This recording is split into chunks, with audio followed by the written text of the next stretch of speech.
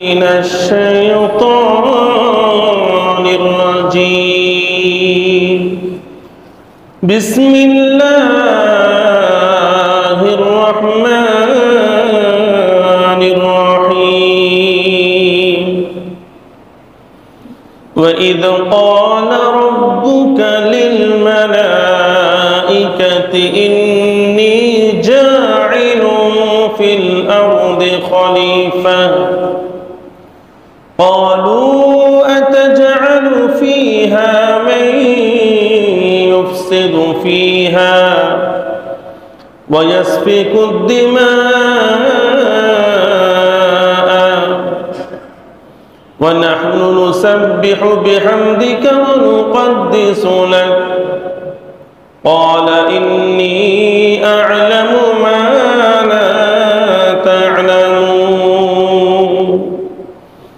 صدق الله مولانا العظيم شكل الدرشري قولي اللهم صل على محمد وعلى آل محمد كما صليت على إبراهيم وعلى آل إبراهيم إنك حميد مجيد اللهم بارك على محمد وعلى آل محمد كما باركت على إبراهيم وعلى آل إبراهيم إنك حميد مجيد الحمد لله আল্লাহ রাব্বুল আলামিনের দরবারে লক্ষ কোটি শুকরিয়া যে মহান আল্লাহ রাব্বুল আলামিন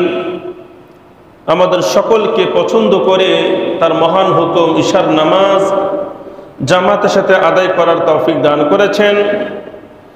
নামাজের পরে আল্লাহ রাব্বুল আলামিন দুনিয়াবি কোনো কাজে ব্যস্ত না করিয়ে আমাদেরকে কোরআনের মাহফিল তাফসীরে বসার তৌফিক দান করেছেন, যেটা আমাদের উপর আল্লাহ তাআলার অনেক বড় ইহসান ও দয়া। এই জন্য সকলে অন্তরে গহীন থেকে শুকরাতান বলি আলহামদুলিল্লাহ। সম্মানিত মুসলিম ভাইরা, আজকে আলোচনা হবে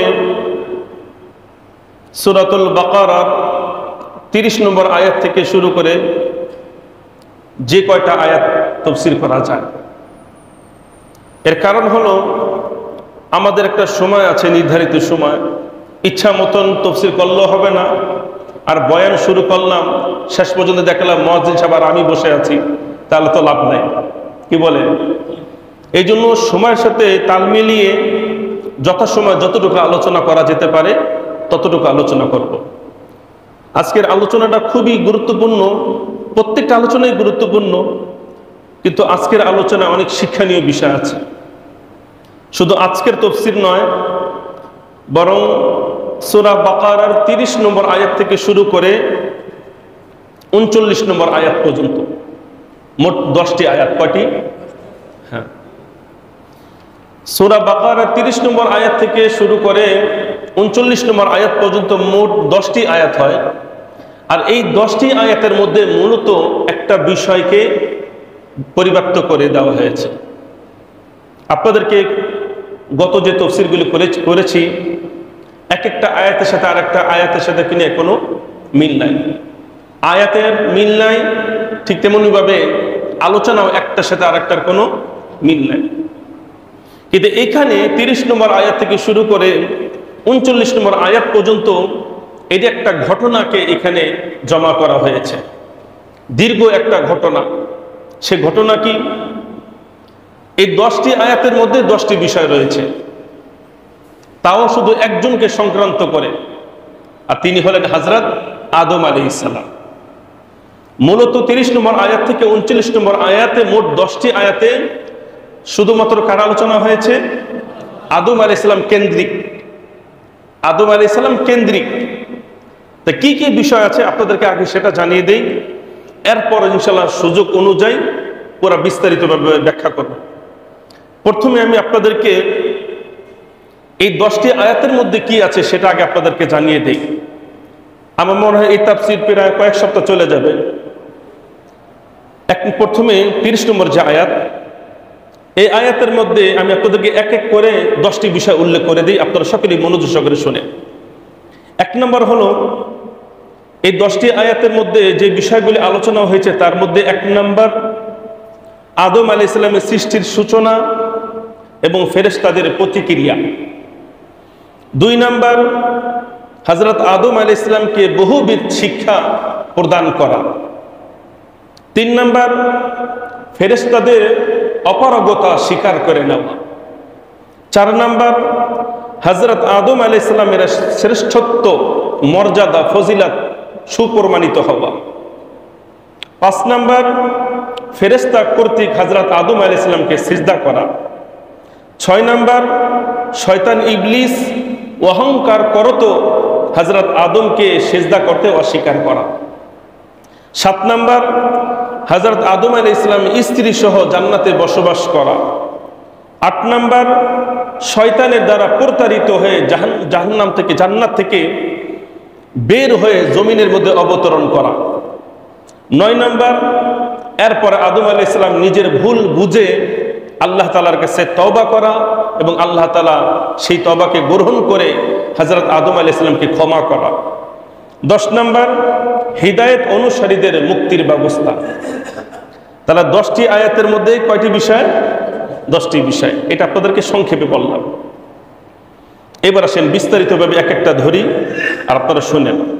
প্রথমে আমরা 30 নম্বর আয়াতের তরজমা শুনব, এরপরে এই আয়াতের আওতায় যে সমস্ত আলোচনা রয়েছে সেগুলো ইনশাআল্লাহ শুনব। আউযু বিল্লাহি মিনাশ শাইতানির রাজীম। وَإِذْ قَالَ رَبُّكَ لِلْمَلَائِكَةِ, স্মরণ করো সেই দিনের কথা। قَالَ رَبُّكَ, যেদিন তোমার পালনকর্তা লিল মালাইকাতি, ফেরেশতাদেরকে বলেছিলেন। কি বলেছিলেন? ইন্নী জাইলু ফিল আরদি খলিফা, আমি জমিনের মধ্যে খলিফা সৃষ্টি করব।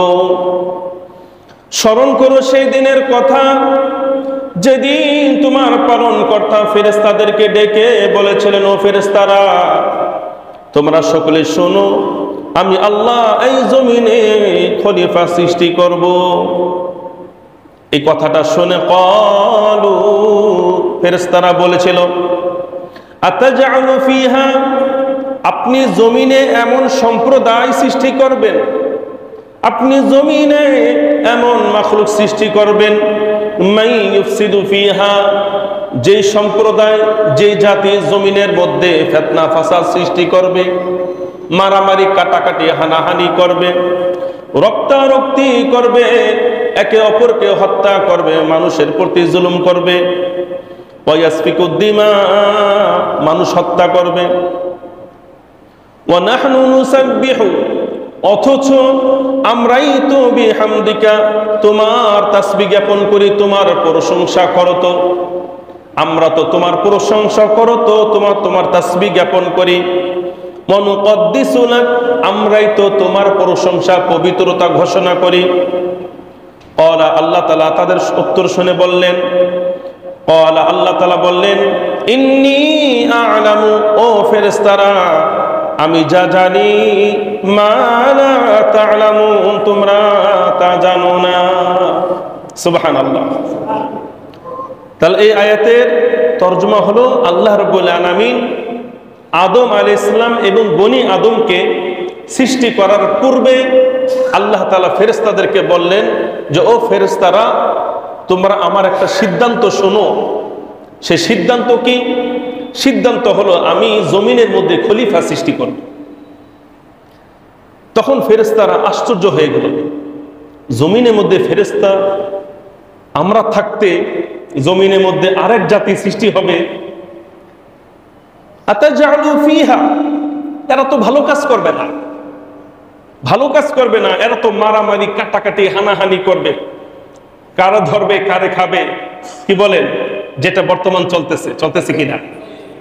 ফেরেশতারা যা বলেছিল কথা সত্য কিনা? সত্য।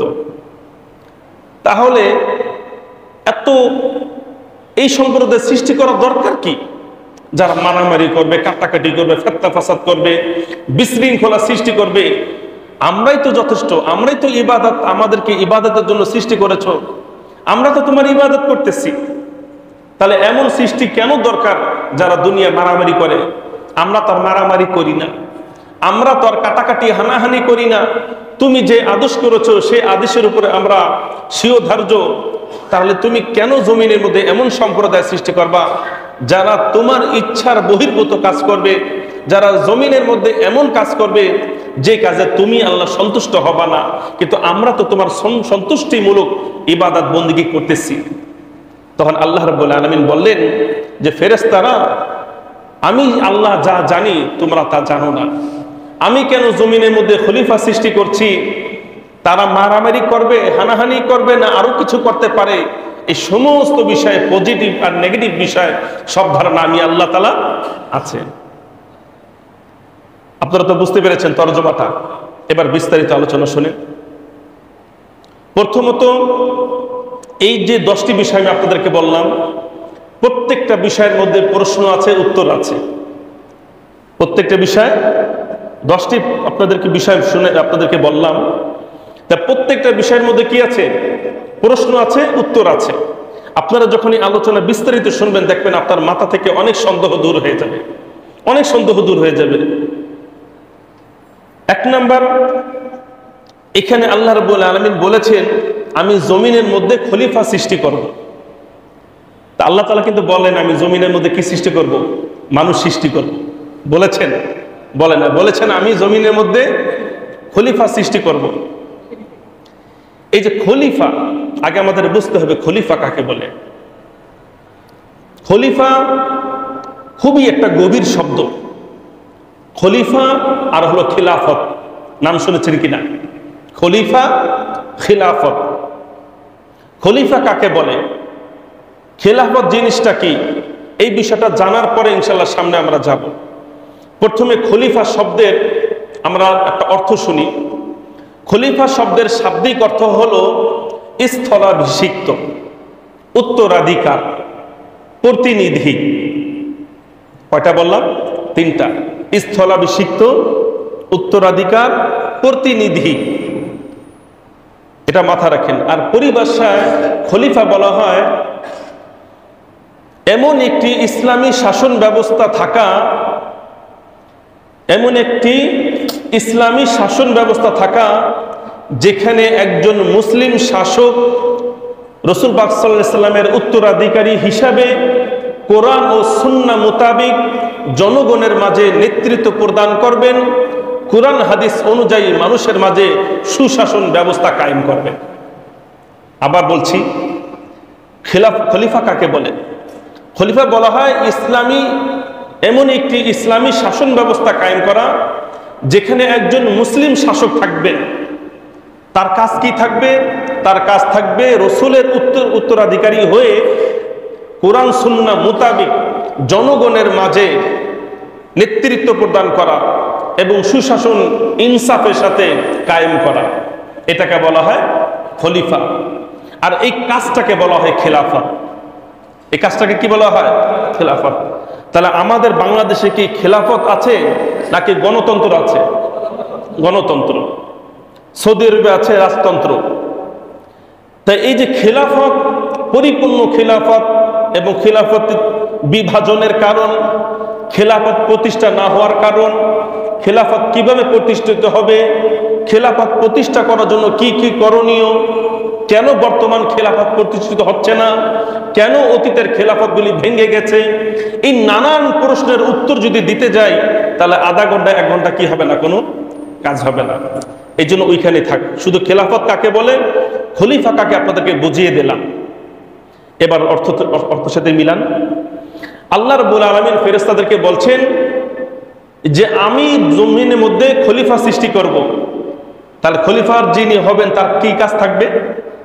কি বলেন? এটা জানা দরকার আছে না নাই? আছে। তার 1 নম্বর কাজ থাকবে ইসলামী শরিয়া প্রতিষ্ঠা করা, সেটা প্রয়োগ করা।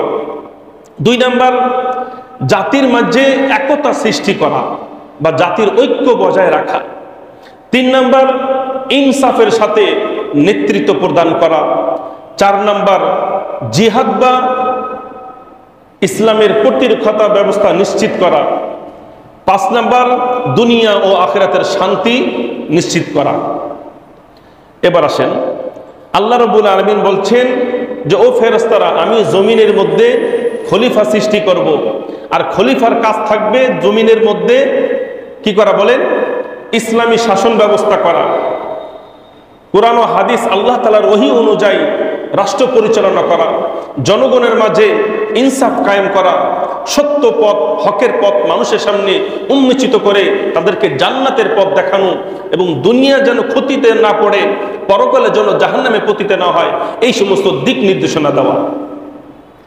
এবার আপনারা বুঝতে পেরেছেন আল্লাহ রাব্বুল আলামিন কি বোঝাতে চেয়েছেন। এখন প্রশ্ন, আমি বললাম না আপনাদেরকে খুব প্রশ্ন যখন হবে উত্তর শুনবেন, উত্তরের মাধ্যমে আপনাদের সমস্যাগুলি সন্দেহ দূর হয়ে যাবে। এই আল্লাহ রাব্বুল আলামিন যখন বললেন এই কথাটা, তখন ফেরেশতারা সামনে বসা ছিল।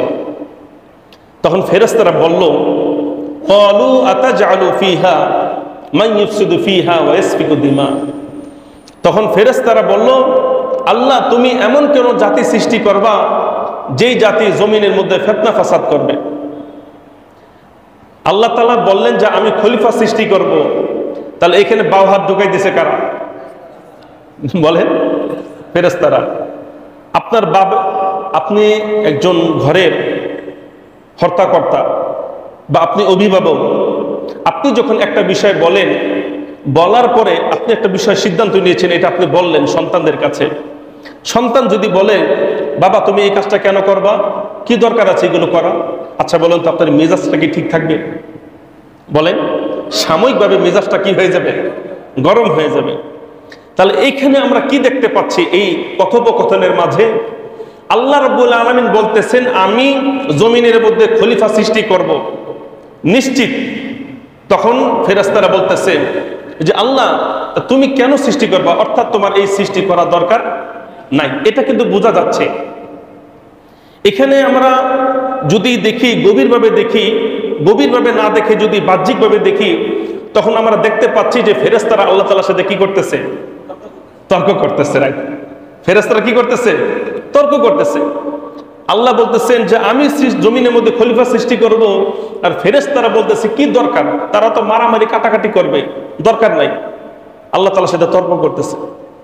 এখানে আপনাদের বুঝতে হবে বিষয়টা এখানে তর্ক নয় এবং ঈর্ষাও নয়, হিংসা প্রতিহিংসাও নয়। এর কারণ হলো ফেরেশতারা হলো আল্লাহ তাআলার এমন একটা মাখলুক, যেই মাখলুককে আল্লাহ রাব্বুল আলামিন কোনো গুনাহ করার ক্ষমতা দান করেন নাই। সুবহানাল্লাহ বলেন। আমাদেরকে আল্লাহ রাব্বুল আলামিন দুইটা ক্ষমতা দান করেছেন, ফাআলহামাহা ফুজুরাহা ওয়া তাকওয়াহা।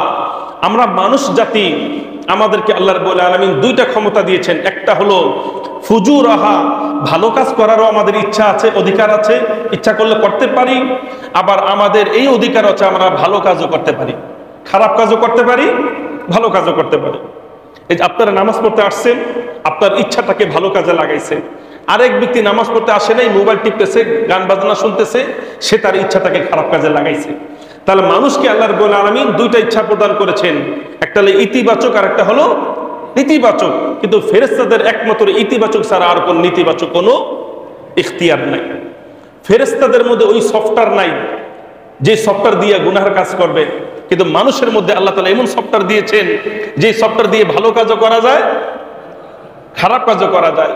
কিন্তু ফেরেশতাদের মধ্যে এই ডিভাইস নাই, কোনো এই ডিভাইসই নাই যে ডিভাইস দিয়ে খারাপ কাজ করবে। তাহলে আল্লাহ রাব্বুল আলামিনের সাথে তর্ক করা এটা একটা মন্দ কাজ, আর ফেরেশতারা এটা করতে পারে না। তাহলে ফেরেশতারা কেন আল্লাহ তাআলার কথার উপরে কেন প্রশ্ন উত্থাপন করলো? এর উত্তর হলো, ভালো করে শুনেন, আল্লাহ রাব্বুল আলামিন প্রথমত আল্লাহ রাব্বুল আলামিন এখানে কোনো পরামর্শ করতে চান নাই। তাফসীরের মধ্যে দুই ধরনের মত আছে। কয় ধরনের মত? দুই ধরনের মত। কেউ কেউ বলেছেন যে আল্লাহ রাব্বুল আলামিন জমিনের মধ্যে খলিফা সৃষ্টি করবেন, তাহলে ফেরেশতাদেরকে বলার দরকার কি? বুঝতে পেরেছেন আপনারা? আল্লাহ তাআলা হলেন বিশাল ক্ষমতার মালিক, আল্লাহ হলেন আমাদের রব, আল্লাহ আমাদের সব, আল্লাহ সৃষ্টিকর্তা, সবকিছুর ক্ষমতার মালিক আল্লাহ, সার্বভৌমত্বের মালিকে বলেন আল্লাহ, সার্বভৌমত্বের মালিক একমাত্র আল্লাহ। আমরা যে বলি সার্বভৌমত্বের মালিক জনগণ, এই কথাটা কি নয়? ঠিক নয়। সার্বভৌমত্বের মালিক একমাত্র আল্লাহ। ইন্নাল্লাহা আলা কুল্লি শাইইন কাদির। আল্লাহ হলেন সার্বভৌমত্বের মালিক, সমস্ত ক্ষমতার আল্লাহ রাব্বুল আলামিন। তার ক্ষমতার বাহিরে যাদের ক্ষমতা আছে, এই ক্ষমতা হলো একেবারে সংকটময় এবং কি বলেন সামান্য। আল্লাহ রাব্বুল আলামিন ফেরেশতাদেরকে সৃষ্টি করলেন, আর সৃষ্টি সেটা সবসময় স্রষ্টার কাছে নিচু হয়ে থাকে। তাহলে আল্লাহ রাব্বুল আলামিন তিনি জমিনের মধ্যে খলিফা সৃষ্টি করবেন, আর আল্লাহ রাব্বুল আলামিন ফেরেশতাদের সাথে পরামর্শ করবেন। তারা যদি বলে হ্যাঁ হ্যাঁ স্যার করেন, আপনি করেন, তাহলে আল্লাহ তাআলা করবেন। আর তারা যদি বলে না না না করার দরকার নাই, আর আল্লাহ তাআলা করবেন না, বিষয়টা এমন নয়। তাহলে এখানে আল্লাহ রাব্বুল আলামিন কোন কোন মুফাসসির বলেছেন যে আল্লাহ রাব্বুল আলামিন ফেরেশতাদেরকে নিয়ে পরামর্শ করেছেন। আর এই কথাটা আরেকজন খণ্ডন করেছে অন্যান্য মুফাসসিররা, যে আল্লাহ তাআলা কেন পরামর্শ করবেন? আল্লাহ তাআলা কারো কাছে কি নন? ঠেকা নন। আল্লাহ তাআলা ঠেকা নন। পরামর্শ কে করে? যার পরিপূর্ণ জ্ঞান নাই, অথবা যার সমকক্ষ সমপরিমাণ জ্ঞানের অধিকারী সামনে বসা আছে। যেখানে তিনজন মানুষ বসা আছে, তিনজন মানুষ একজন জ্ঞানী মানুষ, তিনজনই বুদ্ধিমান, সবকিছু আল্লাহ তাআলা বিবেক বুদ্ধি দিয়েছেন। এখন একজন সিদ্ধান্ত নেবে, তিনজন খাবে, ধরেন খাবার খাবে, এখন এখানে একজন সিদ্ধান্ত নেবে না, সে কি করবে? দুজনের কাছে জিজ্ঞাসা করবে। তিনজনই বলবে যে বন্ধু, আমরা তিন বন্ধু আসছি ঘুরতে, তিন বন্ধু ঘুরতে আসছি, তিনজনের ইখতিয়ার আছে, তিনজন নিজের স্থানে শক্তিশালী। এখন একজন যদি বলে এই রুটি নিয়ে আয়, দুইজন বলবে এই মিয়া আমরা খামু ভাত, তুমি রুটি আনবা কি জন্য? আরেকজন বলবে না নেহারি নিয়ে আয়। কিসের নেহারি? ভাত তরকারি ভর্তা ডাল নিয়ে আসো। আপনি যদি এখানে পরামর্শ না করেন, তাহলে এখানে ফিতনা ফাসাদ সৃষ্টি হয়ে যাবে। কারণ এখানে আপনার মতন যারা দুজন আছে, এরাও আপনার মতন কি বলেন জ্ঞানী বুদ্ধিমান। তা যেখানে এক শ্রেণীর মানুষ কয়েকজন থাকে, আর সেখানে যদি কোনো একটা বিষয় কি বলে প্রতিষ্ঠা করতে চায়, সেখানে কি দরকার? পরামর্শ দরকার। তাহলে আল্লাহ রাব্বুল আলামিন হলেন সবচেয়ে বড়, ফেরেশতারা তো তার মাখলুক, আর মাখলুক তো একেবারে ছোট।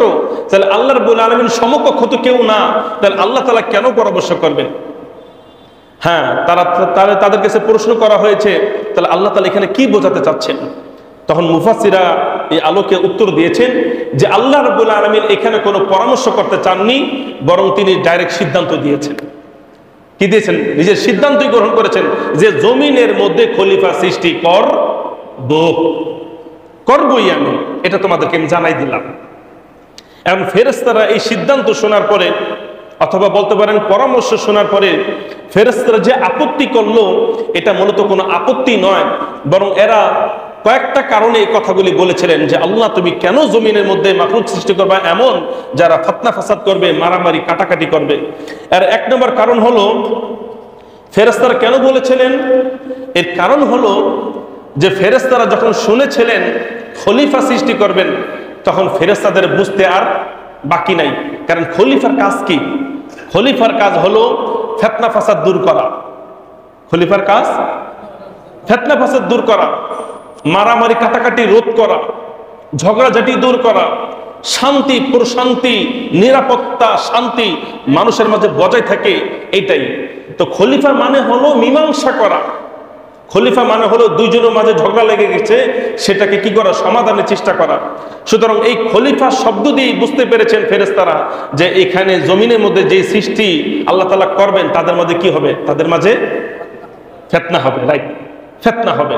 তারা খলিফা শব্দ থেকে বুঝতে পেরেছিলেন যে জমিনের মধ্যে যেই জাতি আসবে তারা মারামারি কাটাকাটি করবে। এই জন্য তারা বলেছিলেন এই সৃষ্টি কেন আপনি করবেন।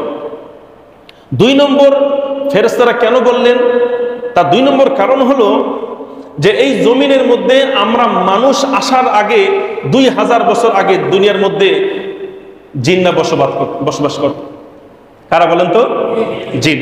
আব্দুল্লাহ ইবনে আব্বাস রাদিয়াল্লাহু তাআলা আনহু তিনি বলেন যে মানুষ সৃষ্টি করার আগে দুনিয়ার মধ্যে 2000 বছর আগে জিন সৃষ্টি করা হয়েছিল, এবং তারা এই জমিনের মধ্যে মারামারি কাটাকাটি, বর্তমানে যে আমরা যা করি, একদল আরেক দলকে মারে, একজন আরেকজনকে হত্যা করে, কে কাকে লুটে পটে খাবে, কে কাকে ধ্বংস করবে, কাকে শেষ করবে, এই চিন্তা ফিকির আমরা লেগে থাকি। এই কাজটা হুবাহু কারা করেছিল বলেন ভাই? জিন করেছিল। তো জিন করেছিল এই জন্য ফেরেশতারা তো দেখেছে যে জিন্নাত দুনিয়ার মধ্যে ভালো কোনো কাজ করে নাই, মারামারি কাটাকাটি করেছে। যেহেতু জিন জাতি দুনিয়ার মধ্যে এক সময় খলিফার দায়িত্ব পালন করেছিল, কিন্তু তারা ঠিক মতন করে নাই, ফিতনা ফাসাদ মারামারি করে এই দুনিয়াটাকে একেবারে অশান্তি করে তুলেছিল, একেবারে শান্তি দূর করে দুনিয়াটাকে একটা বিশৃঙ্খলা রূপান্তরিত করেছিল। আর এটা দেখেছিল কারা? ফেরেশতারা। আর ফেরেশতারা নিজের হাতে তাদেরকে কি করেছিল বলে? নিজের হাতে সাইজ করছিল। যখন দুনিয়ার মধ্যে বেশি মারামারি কাটাকাটি শুরু হয়ে যায়, তখন আল্লাহ রাব্বুল আলামিন ফেরেশতাদেরকে দুনিয়ার মধ্যে পাঠান, এবং ফেরেশতারা দুনিয়ার মধ্যে এসে গণহারে যাকে পাইছে তাকে কি সাইজ, যেখানে বদমাইশ জিন পাওয়া গেছে সেখানে সাইজ করা হয়েছে। এই জন্য দুনিয়ার মধ্যে খারাপ জিনগুলো, অনেকগুলি জিন মারা গেছিল, আর বাকি যারা ছিল তারা কেউ গিয়েছিল সমুদ্রের দ্বীপে, আর কেউ গিয়েছিল পাহাড়ের গুহায়। তখন দুনিয়া একেবারে খালি।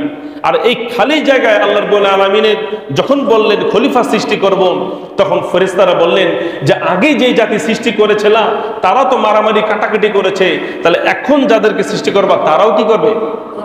এই কাজটাই করবে।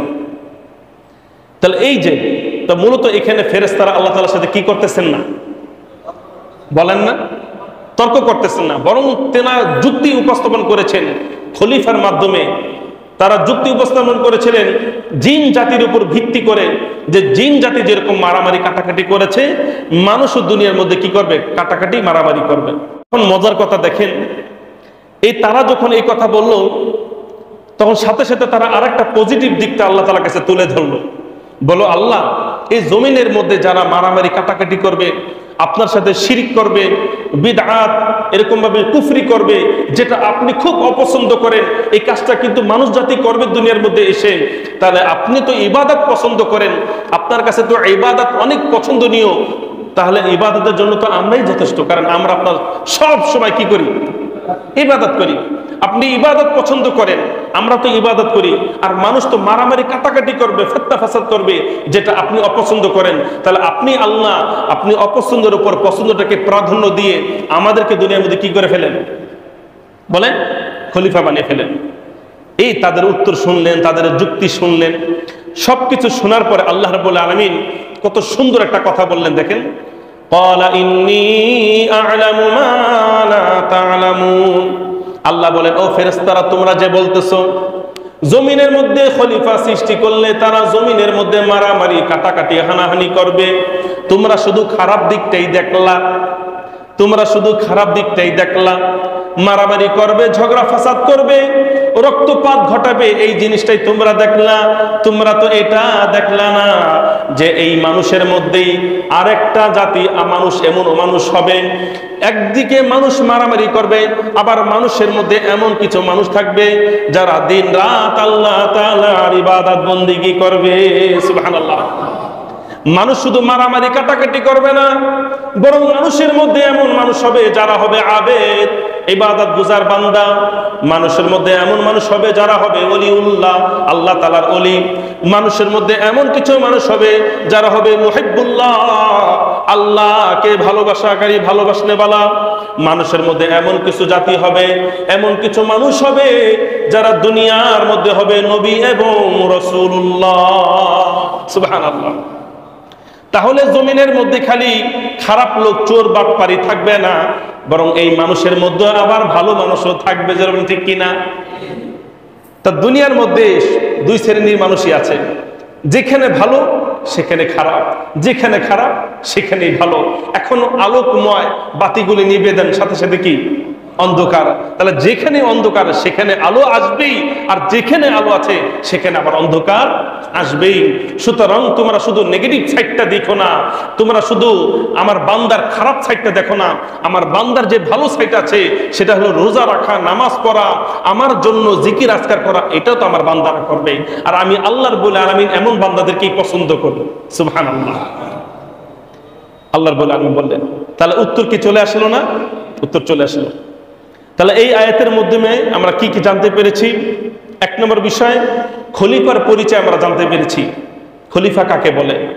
দুই নম্বর, খলিফা সৃষ্টি করার উদ্দেশ্য হলো জমিনের মধ্যে শান্তি বিরাজ করা, ফিতনা ফাসাদ দূর করা। যতদিন পর্যন্ত কোন রাষ্ট্রে, কোন দেশে খিলাফত কায়েম হবে না, ততদিন পর্যন্ত এই দুনিয়ার মধ্যে কোনোদিন শান্তি বিরাজ করবে না। এটা 100% সত্য কথা। যেখানে খেলাফত নাই শান্তি সেখানে নাই। যেখানে খেলাফত হবে, কারণ আল্লাহ এবং রসুল সাহাবারা খেলাফত প্রতিষ্ঠা করে দেখিয়ে দিয়েছেন শান্তি কাকে বলে। বাঘ, সিংহ আর হরিণ একসাথে কূপের পানি পান করেছে, আর এখন একসাথে এক পেয়ালা থেকে দুজন মানুষ পানি পান করতে পারে না। বলেন ঠিক কিনা? এত হিংসা, এত বিদ্বেষ, এত ক্রোধ, এত আমাদের ভিতরে গুসা জমে আছে। এর কারণ হলো আমাদের মাঝে কোরআন সুন্নাহর আইন নাই। এর কারণ হলো আমাদের মাঝে কোরআন সুন্নাহর বিধান নাই, দণ্ডবিধি নাই। কোরআন হাদিসে যে সমস্ত শর্তগুলি দিয়েছে সেগুলো আমাদের মাঝে নাই। 2 নম্বর হলো ফেরেশতারা আল্লাহ তাআলার সাথে তর্ক করে নাই, বরং ফেরেশতারা আল্লাহ তাআলার থেকে কিছু জানতে চেয়েছেন যে তুমি মূলত কেন সৃষ্টি করতে চাচ্ছ। ফেরেশতারা আল্লাহ তাআলার সাথে তর্ক করে নাই, বরং ফেরেশতারা আল্লাহ তাআলার কাছে এই কথাটা বলে পূর্বের জিনের উপর ভিত্তি করে তারা বলেছিলেন যে আগের জিন জাতি যেরকম মারামারি কাটাকাটি করেছে, তাহলে তুমি অন্য যে জাতি খলিফা বানাবা তারাও দুনিয়ার মধ্যে এই কাজটা করবে। আর আল্লাহ তাআলা এই উত্তর দিলেন, ইন্নী আ'লামু মা লা তা'লামুন। আল্লাহ তাআলা ফেরেশতাদেরকে মুখ বন্ধ করে দিলেন। তারা যে কিছুক্ষণ আগে বলছিল, সমস্ত ফেরেশতাকে একটা কথা বলে আল্লাহ তাআলা মুখ বন্ধ করে দিলেন যে আমি আল্লাহ যা জানি তোমরা জানো না। তোমাদের জ্ঞান হলো সীমিত আর আমার জ্ঞান হলো অসীম, অসীম। তাহলে এই আয়াতের শিক্ষা আলোচনা এতটুকুই। আল্লাহ আমাদের সকলকে তৌফিক দান করুক। ওয়া মা তাওফিক ইল্লা বিল্লাহ। সম্মানিত মুসলিম